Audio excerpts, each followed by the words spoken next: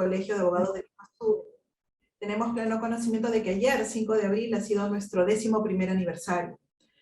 Por motivos que todos conocemos, tuvimos que suspender la ceremonia de conmemoración que teníamos programada, pero ya vamos a estar informando la nueva fecha para poder compartir todos esta ceremonia que será de manera virtual para tener la asistencia de todos ustedes.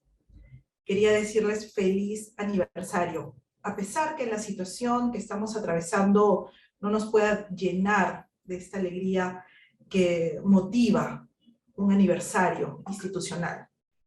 Pero siempre voy a resaltar a cada uno de ustedes como colegas de nuestra orden que demuestran el interés de continuar creciendo académicamente. Y prueba de ello es el interés y la participación que tienen en nuestros ciclos de conferencias. Es por eso que hoy día hemos organizado una conferencia con 2 ponentes muy importantes en nuestro ámbito jurídico. La primera ponencia está denominada El rol y función social del abogado civilista peruano en el siglo XXI.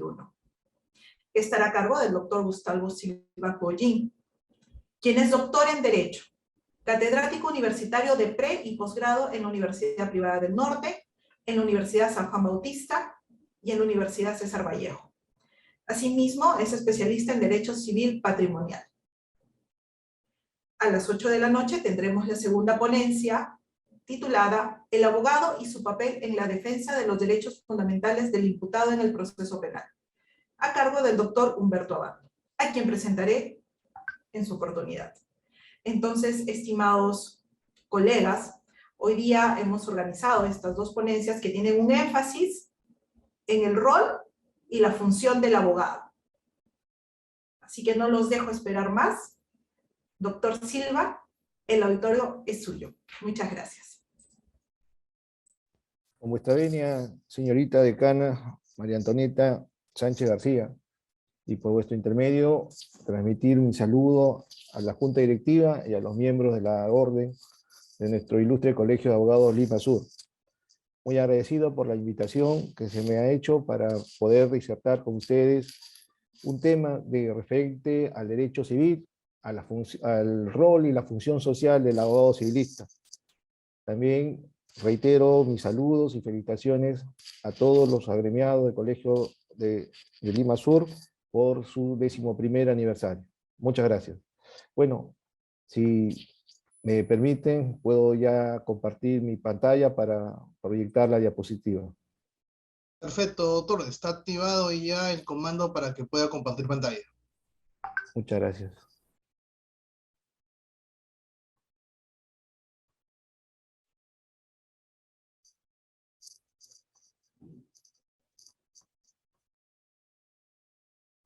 Ahora sí se visualiza.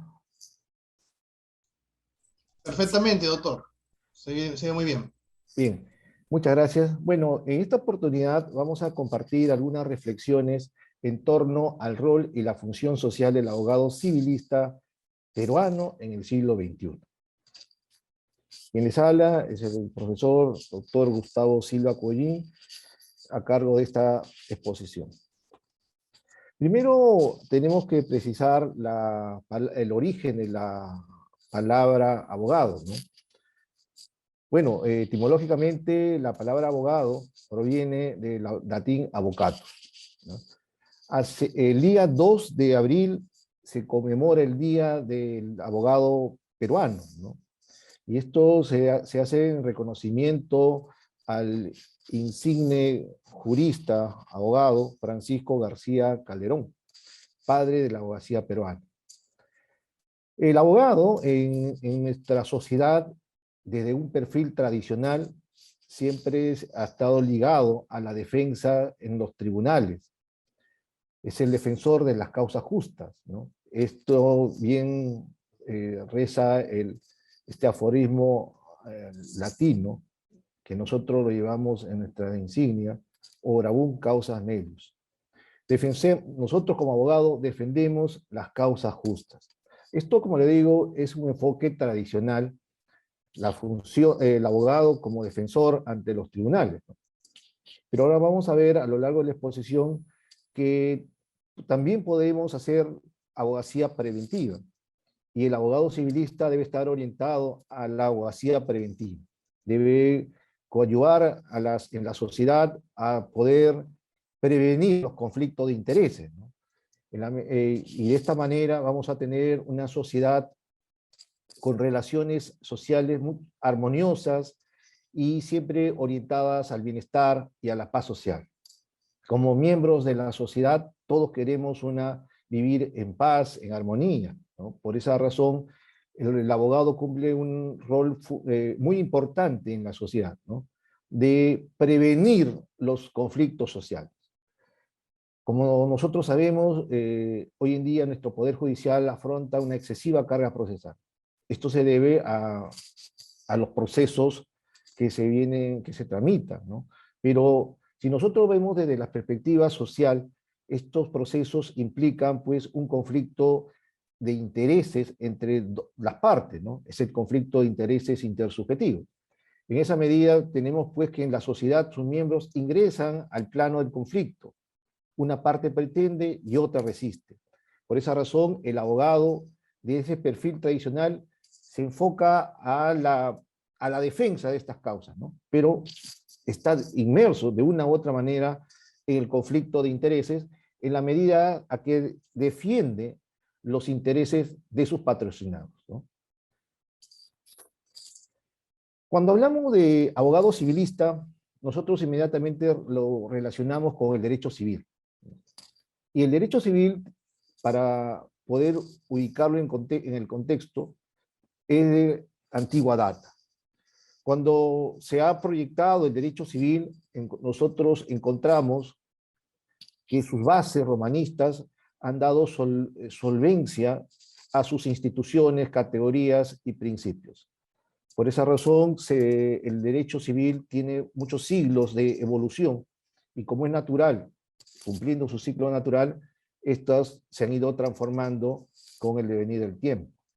Pero siempre el abogado civilista ha ocupado un rol muy importante en la sociedad, en la medida que el derecho civil, como disciplina jurídica, también era considerada una de las más importantes en el derecho.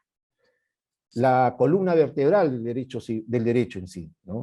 Porque del derecho civil nacen diversas relaciones jurídicas, que en estos tiempos han permitido que otras disciplinas, la creación de nuevas disciplinas jurídicas. Y esta también debido al cambio de modelo económico, ¿no? Por ejemplo, tenemos ahí como nueva disciplina jurídica que nace del derecho civil, pero dentro de un nuevo contexto económico, tendría que ser el derecho del consumidor, ¿no? Derecho al consumidor, el derecho concursal, el derecho societario, pero desde su nueva perspectiva, ¿no? Y así vemos que hay nuevas disciplinas jurídicas, pero todas ellas nacen de la inspiración del derecho civil. Cuando hablamos de abogado civilista, tenemos que entender que el abogado civilista son todos aquellos profesionales del derecho, los que se han formado para ejercer la sagrada profesión de abogado, pero que se han especializado en el derecho civil, ¿no? O en alguna de las ramas que pertenecen pues, al derecho civil. Hoy en día el derecho civil también pues, entra en una situación de transformación y vemos cómo dentro del derecho civil existen dos subespecialidades, ¿no? El derecho civil patrimonial y el derecho civil no patrimonial. Pero en sí el abogado civilista se encarga pues de conocer diversos asuntos relacionados al derecho civil, ¿no? Como es el pago de una deuda o la sucesión testamentaria o de repente pues un proceso de alimentos, entre otras situaciones jurídicas propias del derecho civil, ¿no? También me estaba olvidando lo que concierne a la responsabilidad civil, tanto contractual como extracontractual. Entonces, el abogado civilista conoce, pues, estos enfoques del derecho civil, ¿no? Pero también debemos ver que el derecho civil en nuestro país, desde su codificación, ¿no? desde desde el Código Civil de 1852, tuvo una marcada influencia del derecho francés, específicamente del Código Civil Napoleónico de 1804. Y posteriormente, con el Código Civil de 1936 y 1984, esta influencia se fue ampliando porque ingresan también e influyen otras codificaciones importantes, como el Código Civil alemán de 1900, el Código Civil italiano de 1942. Esto es lo que Europa aporta, pues, desde el enfoque en el sistema romano-germánico, ¿no? Estas son las versiones o las vertientes del derecho del sistema romano-germánico que vienen a Latinoamérica y estas irradian en la codificación civil peruana, ¿no? Aquí también tenemos que precisar, si vamos a ver pues, la esencia o la evolución del derecho civil en el Perú, que debemos también reconocer que Latinoamérica aportó mucho en cuanto a codificación, ¿no? No podemos olvidarnos pues de la influencia del Código Civil de Andrés Bello, el Código Civil de Dalmacio Vélez Arfield y el Código Civil de Augusto Teixeira. De una u otra manera, estas codificaciones a lo largo de la historia de la codificación civil peruana ha tenido pues notable influencia. Entonces, el abogado civilista es el que permite a sus patrocinados solucionar, ¿no?, algún conflicto de intereses en estos asuntos propios del derecho civil, ¿no? O también prevenir prevenir los conflictos, ¿no? Y esto es muy importante, que el abogado civilista pueda prevenir los conflictos, ¿no? Por esa razón es muy importante que el patrocinado, el cliente, tome los servicios del abogado civilista en la medida que es un profesional altamente especializado y capacitado, quienes les va a ayudar a resolver alguna incertidumbre o también brindándoles pues una asesoría, un consejo para que pueda tomar buenas decisiones, ¿no? Hace un momento veíamos el enfoque del abogado civilista tradicional, aquel que está ligado pues a la defensa de los tribunales, ¿no?, en materia civil. En esta oportunidad vamos a proyectar la abogacía preventiva como una función del abogado civilista. Tenemos que prevenir conflictos de intereses, ¿no? Por ejemplo, esto también vemos cómo hoy en día la Internet nos brinda pues muchas oportunidades, ¿no? Pero también hay que ver que no toda la información que uno pueda adquirir en la Internet es de una fuente confiable. Aquí pasa algo.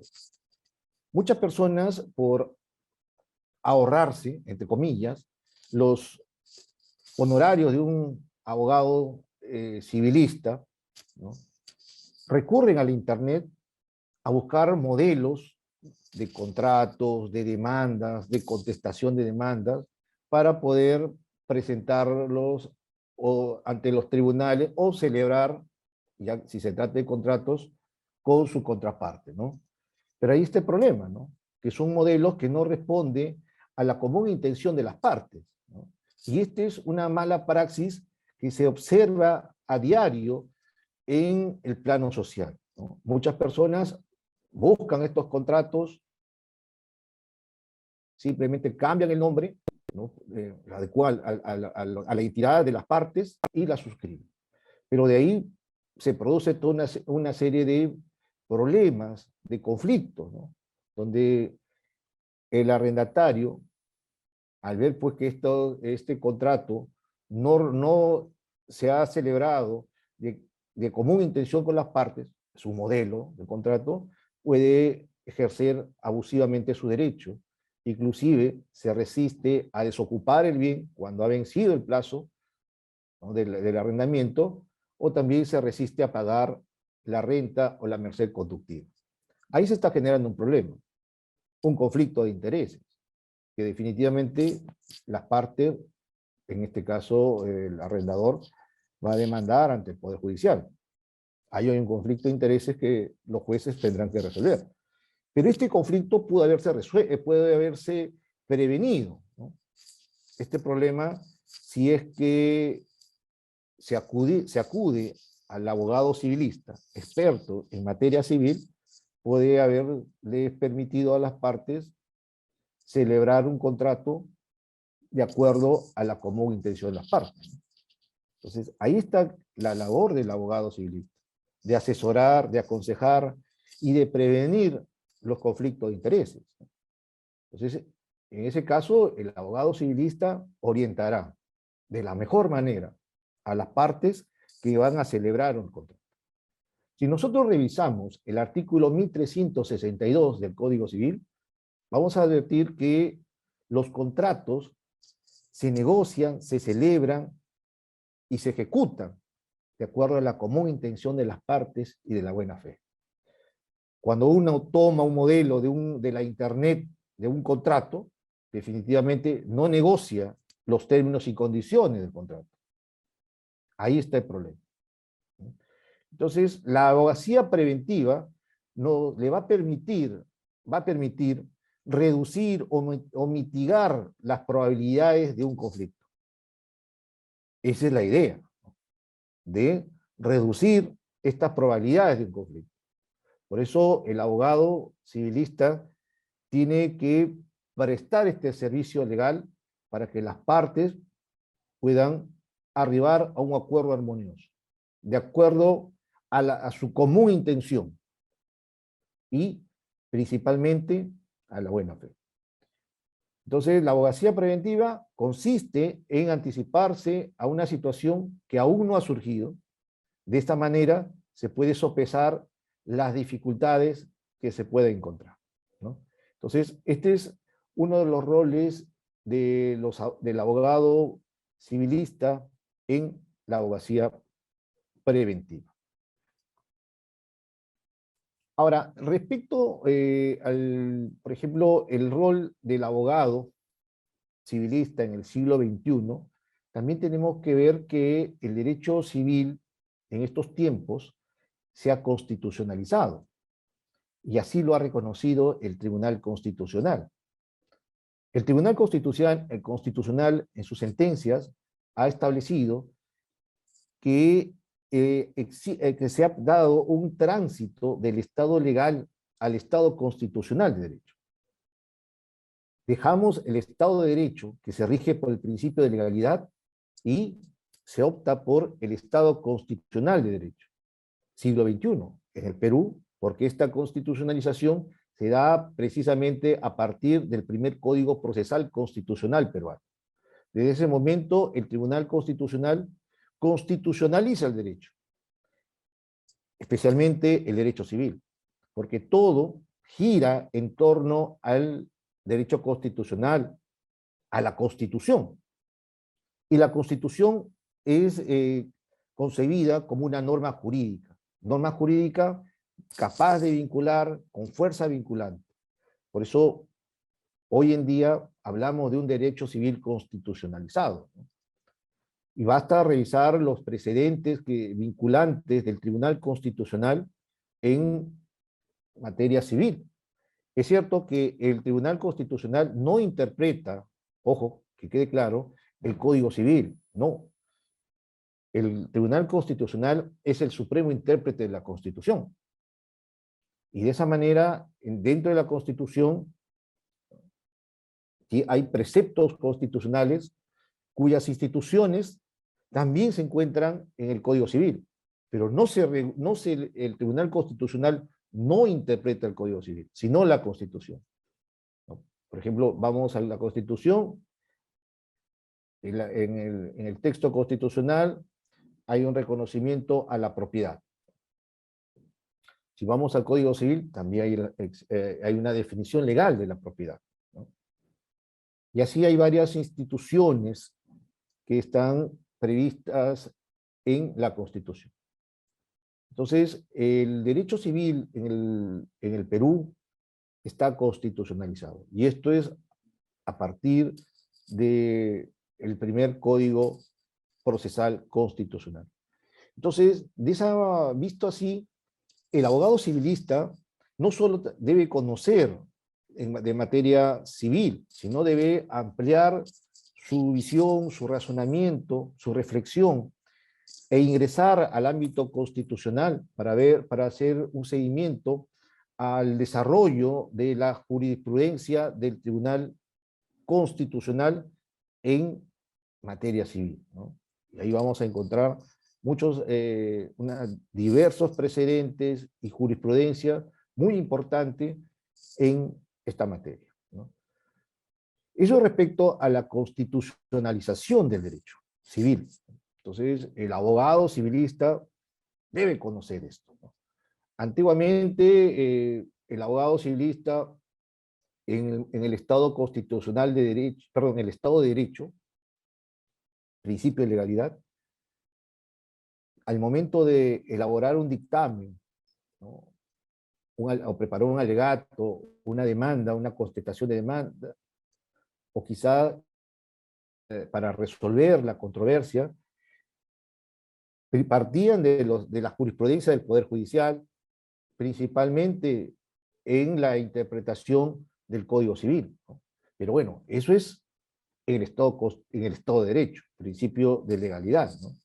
Entonces, en este modelo de Estado, el Código Civil tuvo pues un rol muy importante, ¿no? en los operadores del derecho. Pero esto ha cambiado, porque en Estado constitucional de derecho tenemos que partir ya no de la ejecutoria, del Poder Judicial, ni del Código Civil, ¿no? Tenemos que partir para realizar pues estos alegatos, estos dictámenes, ¿no? O resolver la controversia, ¿no? Tenemos que partir de las sentencias del Tribunal Constitucional, ¿no? Los precedentes vinculantes y la jurisprudencia en esta materia. ¿Correcto?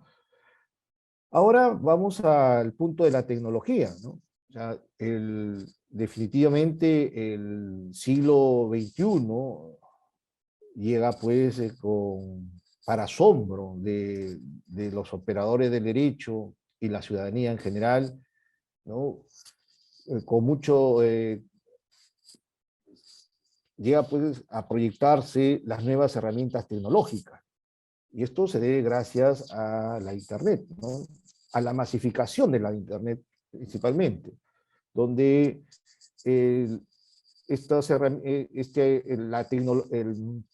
la Internet, ¿no? Hace que las personas puedan interactuar utilizando pues esta red de redes.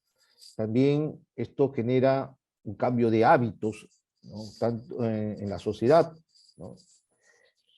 Por esa razón, la tecnología es muy importante en el ejercicio profesional del abogado civilista, ¿no? Hoy en día tenemos que conocer pues estas nuevas herramientas tecnológicas para poder prestar un servicio a nuestros patrocinados, ¿no? Y en esta época de pandemia, sí creo que ha tenido éxito el conocer las nuevas herramientas tecnológicas, porque se ha aprendido de una u otra manera a manejar estas herramientas tecnológicas, ¿no? Y esto es favorable porque permite pues prestar un servicio eficaz y acorde a los intereses de nuestros patrocinados. Esto es positivo, ¿no? La tecnología es positiva. Pero hoy en día vemos cómo las entidades públicas también utilizan estas herramientas tecnológicas, ¿no? Por ejemplo, personalmente veo con mucha satisfacción, agrado, ¿no?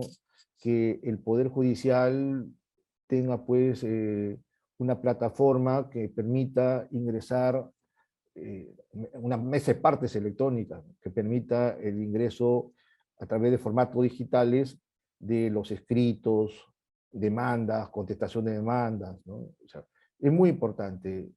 Esto es un avance, y definitivamente seguirá avanzando.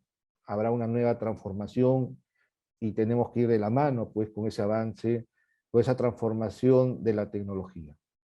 Entonces, la tecnología, la desarrollada en el siglo XXI, hace que el abogado también replantee sus estrategias y pueda aprender, conocer estas nuevas herramientas para brindar un servicio de calidad, ¿no? Entonces, hay que seguir pues con este avance de la tecnología, ¿no? Y vamos a ver que hay beneficios para todos nosotros como abogados.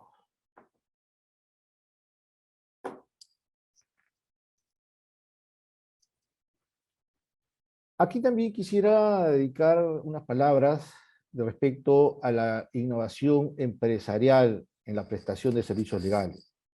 Si hacemos una comparación en la prestación de los servicios legales, ¿no? En los 70, 80, 90 del siglo pasado, y ahora vemos que el, el, el modelo tradicional de prestar el servicio, de la prestación de los servicios legales, ha cambiado, ¿no? Antiguamente el abogado ponía su oficina, su estudio individual y prestaba el servicio. Pero en estos tiempos hay una corriente que impulsa a los colegas a constituir estudios, pero dándoles una organización empresarial, ¿no? Una estructura empresarial que le va a permitir a ellos proyectar los servicios, pero como una empresa. Entonces, esto depende mucho de la buena predisposición del colega, de optar por estas formas de organización para poder prestar el servicio, ¿no? Hay un incremento notable de los estudios jurídicos con que han tomado esta forma o estructura empresarial, ¿no? Saludable, porque el abogado ya está respaldado por una organización empresarial, ¿no? Que puede ser accionista o participar como socio, ¿no? Depende de la forma societaria que se le dé, ¿no? Pero lo importante es de que esa empresa o estructura empresarial va a respaldar la prestación de los servicios del abogado, ¿no? Entonces, por ahí que es muy importante organizarnos para prestar los servicios como abogado.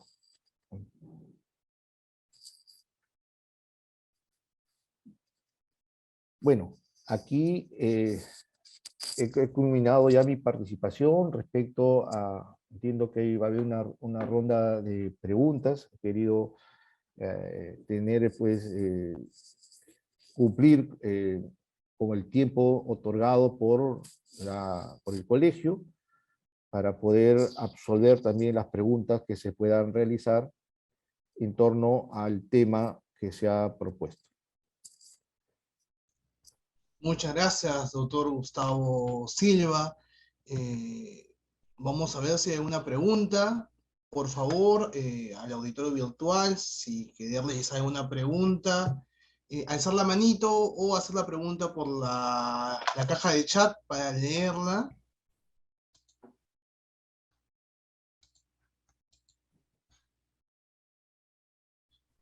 Vamos a visualizar, vamos a ver si hay algún compañero, algún agremiado, participante a la conferencia del día de hoy tiene alguna pregunta. A ver, acá hay una pregunta. Vamos a aperturarle al colega.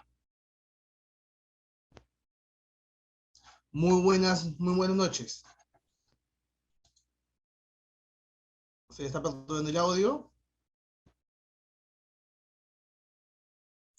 Ya, ahora sí. Muy buenas noches, doctor Álvaro, y muy buenas noches, doctor Gustavo. Escuchaba respecto al tema de la participación del abogado civilista en la condición de abogado de manera preventiva. Yo creo que comparto la posición, pero mis dudas van por este tema. Cuando usted decía la pregunta va, ¿cuál es la relación del derecho civil y otras materias? Por ejemplo, la relación del derecho civil y el derecho laboral, ¿ya? Porque básicamente es, no civil, también civil en el derecho penal, por ejemplo, en el tema de los actores civiles. Por ahí va mi pregunta, doctor. Muchas gracias. Bueno, respecto al derecho laboral, primero, el derecho laboral nace del derecho civil, ¿no? O sea, los antecedentes señalan de que antes del desarrollo del derecho laboral o derecho de trabajo como disciplina jurídica, la regulación estaba en el Código Civil, ¿no? Ahora, el Código Civil se aplica supletoriamente a las diversas relaciones jurídicas, ¿no? Entonces, para empezar. Luego vemos cómo en estas relaciones entre empleador-trabajador, en algunos casos se toma a una forma contractual prevista en el Código Civil, como es el caso de la locación de servicios. Y bajo esta modalidad, que está regulado en el Código Civil, el trabajador o la persona presta servicios, ¿no? Ahí hay un punto de quiebre con relación al contrato de trabajo, ¿no? Porque si hay subordinación, estamos ante un contrato de trabajo y la persona que presta sus servicios de forma pues remunerada, subordinada y fiscalizada, es un trabajador y percibe todos los beneficios sociales que por ley le corresponden. Entonces, pero claro, en la práctica se utiliza este contrato de locación de servicios, como reitero, si hay subordinación, se estaría desnaturalizando este contrato de locación, convirtiéndose en uno de trabajo, ¿no? Que le va a dar derecho a estos beneficios sociales. El contrato de locación de servicio tiene como característica que no es subordinado, ¿no? O sea, el prestador de servicio no tiene ninguna relación de dependencia con el locador. Entonces, por ahí. Ahora, respecto a la relación del derecho civil y el derecho penal, específicamente el procesal penal, ¿no? Efectivamente, usted tiene toda la razón, el nuevo Código Procesal Penal, en el artículo 11, 12, si no me equivoco, regula todo lo concerniente a la acción civil, ¿no? Entonces, la acción civil se puede incoar en un proceso penal, ¿no? O sea, la parte agraviada o perjudicada por la comisión de un delito, por economía y celeridad procesal, puede incoar la acción civil en el proceso penal. Y el juez penal le otorgará la indemnización por daños y perjuicios bajo la figura de reparación civil, ¿no? Entonces, pero en esencia, la acción civil en el proceso penal implica, consiste en aplicar la regulación legal de la responsabilidad civil extracontractual del artículo 1969 y siguientes a esa acción civil en el proceso penal, ¿no? Dependerá mucho de la parte perjudicada, ¿no? Puede incoar la acción civil en el proceso penal, caso contrario, se reserva el derecho para poder incoar la acción civil ante el juez civil para que le pueda otorgar una indemnización por daños y perjuicios.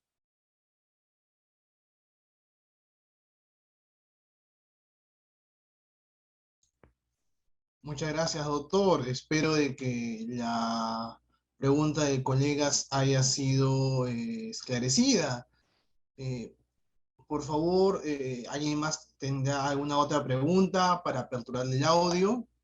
Si no, pueden hacerlo en la en la cajita de chat para que su pregunta sea leída.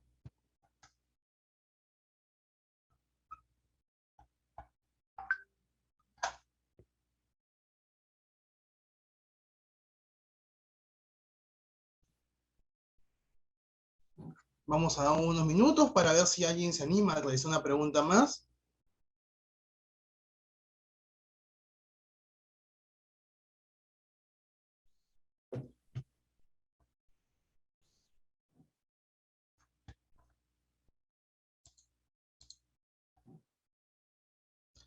Parece que ya no hay más preguntas, mi estimado doctor Gustavo Silva.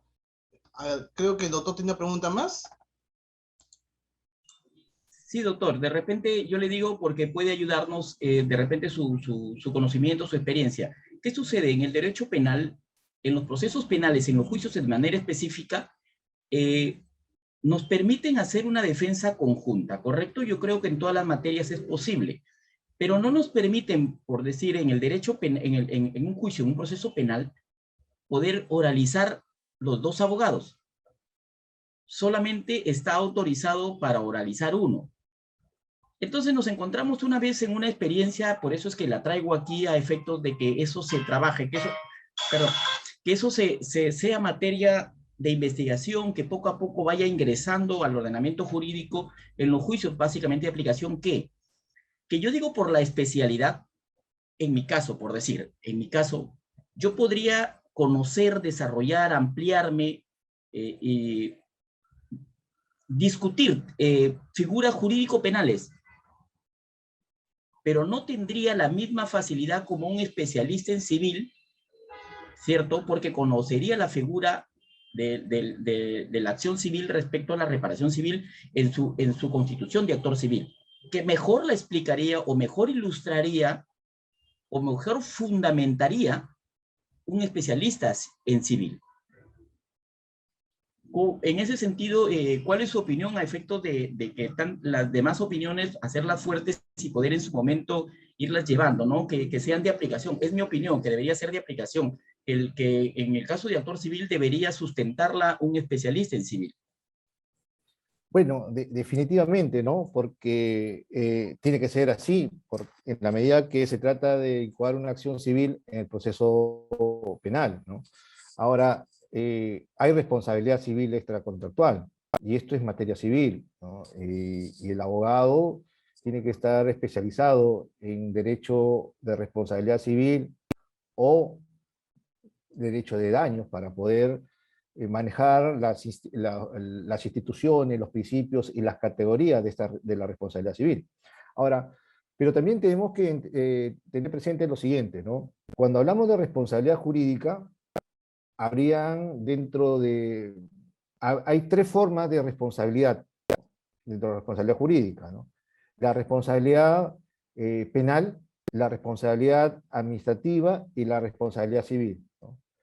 En la responsabilidad penal y la responsabilidad administrativa específica, sancionadora, y dentro de la sancionadora la disciplinaria, esta compete única y exclusivamente al Estado, en la función, en atención a que el Estado ejerce la potestad sancionadora. El Estado monopoliza esta potestad de sancionar, es el único que puede sancionar, y lo hace a través del derecho penal y del derecho administrativo sancionador, ¿no? Si es a derecho penal, vamos a encontrar el fundamento de la responsabilidad penal, ¿no? Pero si es en el ámbito de la responsabilidad civil, de la responsabilidad administrativa, perdón, va a ser el derecho administrativo sancionador. Ahí también se incluye el disciplinario, ¿no? Entonces, estas son especialidades, ¿no? Como también lo es la responsabilidad civil, ¿no? Tanto contractual como extracontractual, ¿no? Entonces, creo que en estos tiempos de conocimientos, ¿no? de nuevas herramientas tecnológicas, estamos apostando por una especialidad y debemos aplicar, especializarnos para poder aplicar los conocimientos técnicos, ¿no? No nos olvidemos que cada disciplina jurídica tiene pues una esencia, una concepción distinta a la otra, y de esta manera pues el especialista maneja mejor las instituciones, las categorías, los principios, ¿no? Es el sustrato técnico lo que motiva al especialista. Entonces, hay que especializarnos y hay que ver, ¿no? Por ejemplo, yo no conozco de derecho penal, de procesal penal, ¿no? Pero sí, ya hace muchos años vengo desarrollando temas en derecho civil, específicamente derecho civil patrimonial.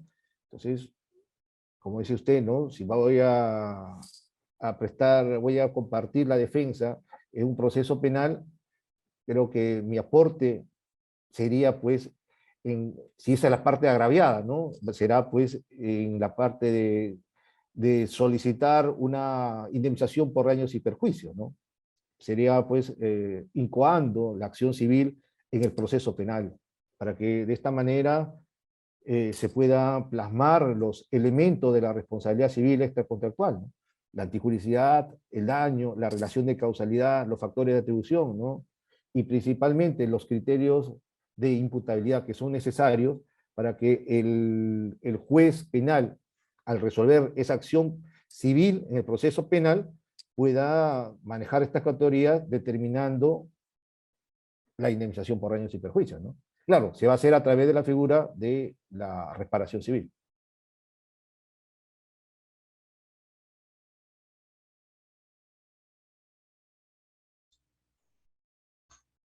Perfecto, doctor. Vamos a verificar si hay alguna pregunta más o ya damos concluida con su participación, doctor.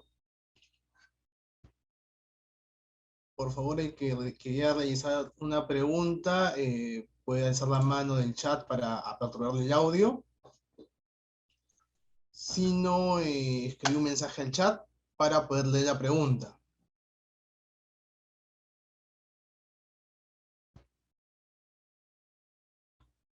Parece que no hay más preguntas. Eh, Doctor, para nosotros, el Ilustre Colegio de Abogados de Lima Sur, muy gratificante su exposición, usted como agremiado también de la orden, la participación en este 11º aniversario. También lo invitamos todo para que pueda en algún momento realizar otra ponencia para el colegio, de una u otra forma seguir esclareciendo estas dudas jurídicas, tanto a los agremiados de nuestro ilustre colegio como a toda la comunidad jurídica, ya que este evento también está siendo transmitido a través de nuestra plataforma de Facebook. No se olviden que nos pueden encontrar en Facebook como Ilustre Colegio de Abogados de Lima Sur.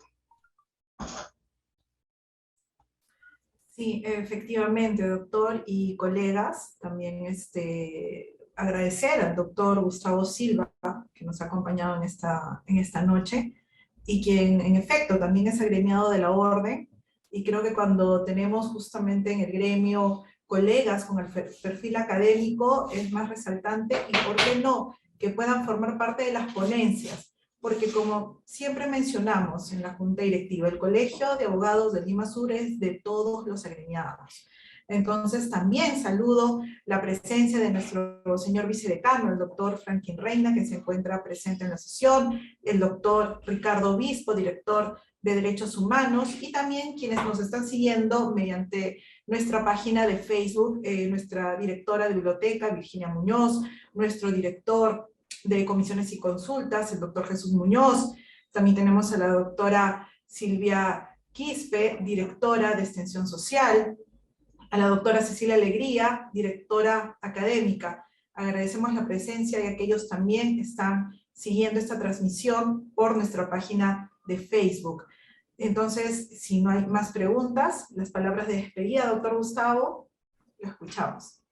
Muchas gracias, señorita decana, doctora María Antonieta, y a los señores miembros de la Junta Directiva por la invitación. Bueno, quedo a disposición de ustedes para cualquier otro evento.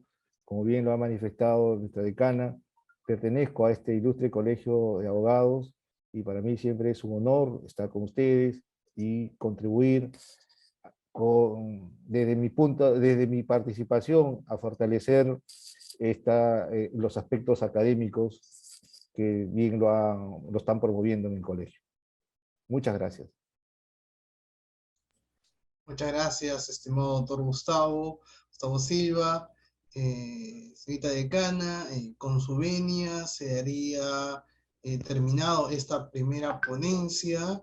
En ese sentido, daríamos un pequeño receso de 5 a 10 minutos para que también los participantes fueran un rato extenderse un poco, y de ahí seguiríamos empezando con la segunda ponencia del día. Efectivamente, damos un minuto de receso para dar inicio con la siguiente ponencia programada para las 8 de la noche, de acuerdo al programa y a la publicidad que hemos presentado. Entonces, colegas, 10 minutos de receso y nos volvemos a reunir para la siguiente ponencia con el doctor Abant. Muchas gracias, doctor Gustavo, y hasta dentro de 10 minutos, colegas.